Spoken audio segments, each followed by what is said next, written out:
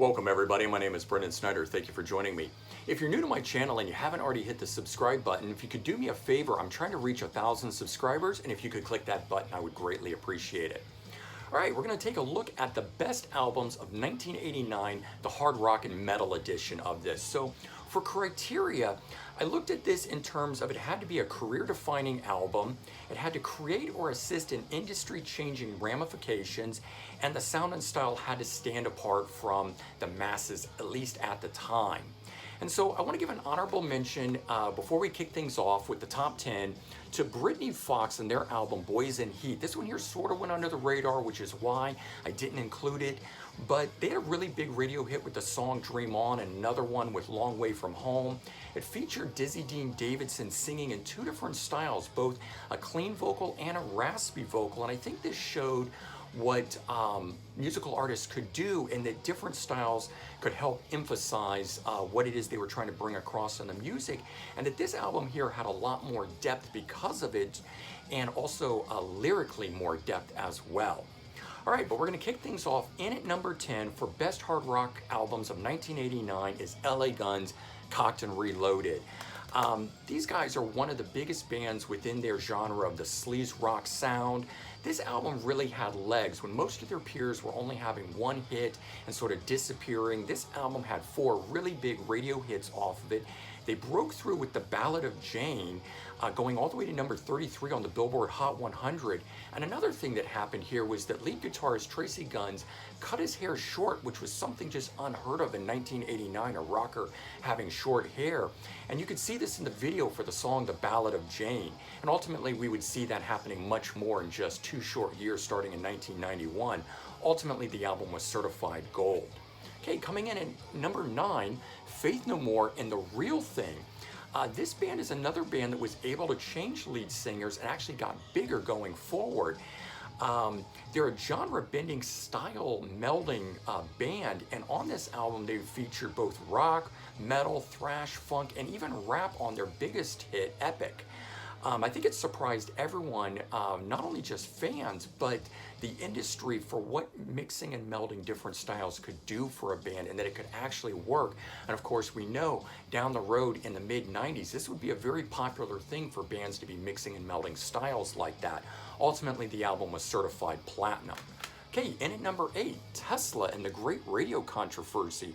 This band here was a much rootsier, more 70s classic rock sounding band than their peers. Also in appearance wearing jeans and even the flannels long before that was popular with grunge.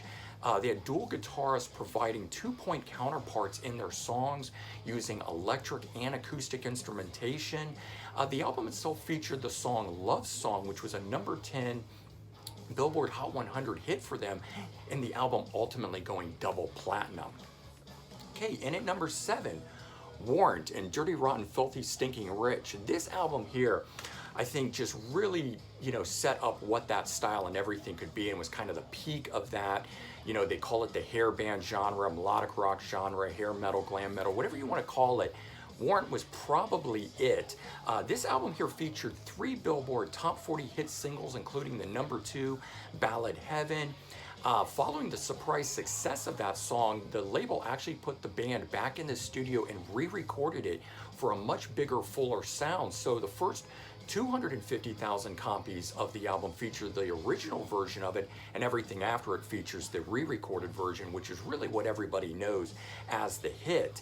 The other thing that the band did was it featured them in matching outfits doing choreographed moves in their videos. And of course, this wasn't a thing at the time, but a few short years later, with all the boy bands and everything doing this, you wonder where they got that idea from.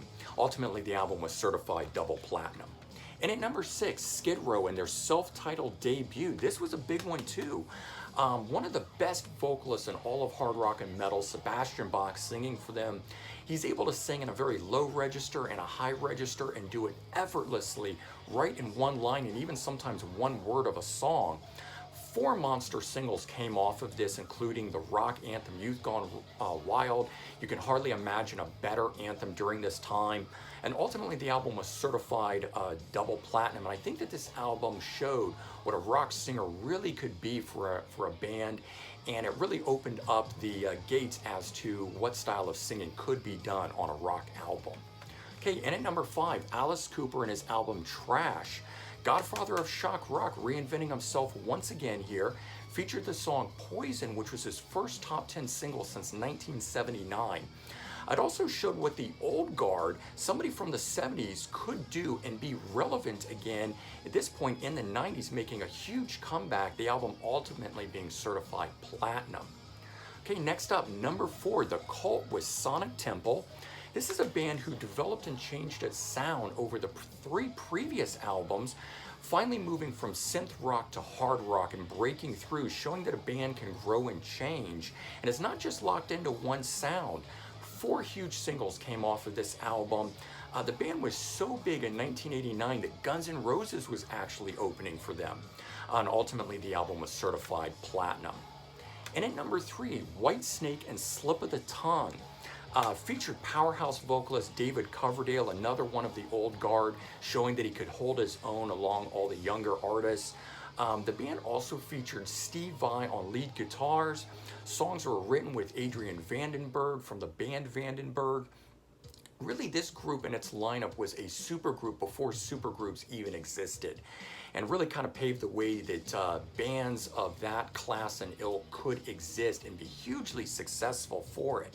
4 huge singles off of this album, featuring Fool for Your Loving, and the album itself was certified platinum. Okay, we're getting down to the top 2 here, and at number 2, Aerosmith and Pump, a really huge comeback album for them. One of the, again, 70s rock artists showing what they could do, making a huge comeback, rocking harder and better than most of the younger artists of the day.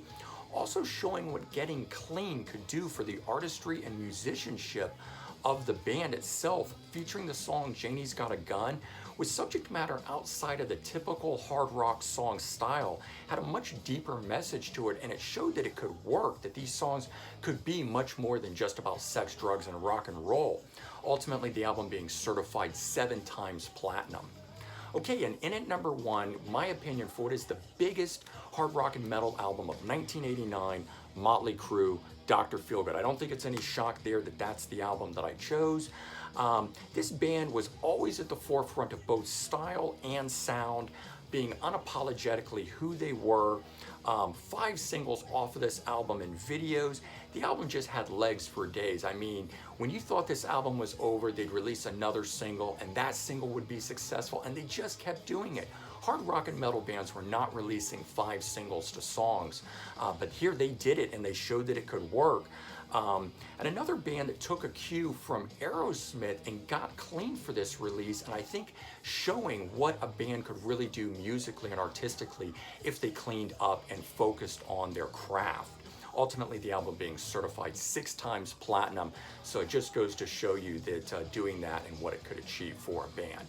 All right, I hope you guys enjoyed this. I'm sure you all have different lists of your own and who you think should have been number 1 or who I left off of here. Please leave me your comments. Let me know your thoughts. Give me your top 10 list. That would be great. I might do a second edition of this if there's enough that come in. Anyways, I hope you guys have a great day and enjoyed this. Take care. Bye-bye.